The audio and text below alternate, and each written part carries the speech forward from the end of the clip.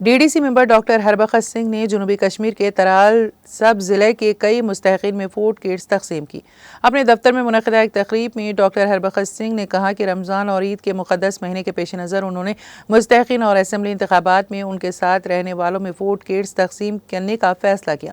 उन्होंने कहा कि वो ऐसे डिस्ट्रीब्यूशन मुहिम चलाते आए हैं और बैसाखी के मौके पर भी डिस्ट्रीब्यूशन की एक और तकरीब का इनेकाद करेंगे।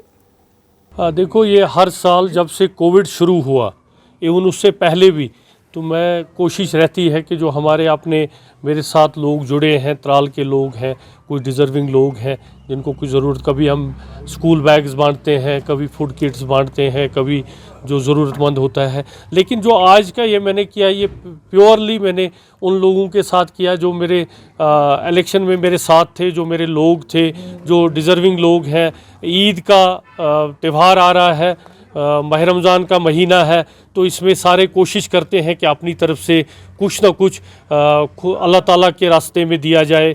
गुरु महाराज के हमें अपनी जिस तरह आपको ज़कात और सदका होता है, हमारे में दसबंद होता है कि नेक कमाई का 10वां हिस्सा आपने अपने ज़रूरतमंद साथियों में, सबसे पहले उसमें अपना साथी होता है, रिश्तेदार होता है, तो उनमें दिया जाता है। तो ये टोकन ऑफ लव है। मैं ये नहीं कहूँगा कि ज़रूरतमंद है तो हमने कुछ दे दिया, हमने कुछ कहा।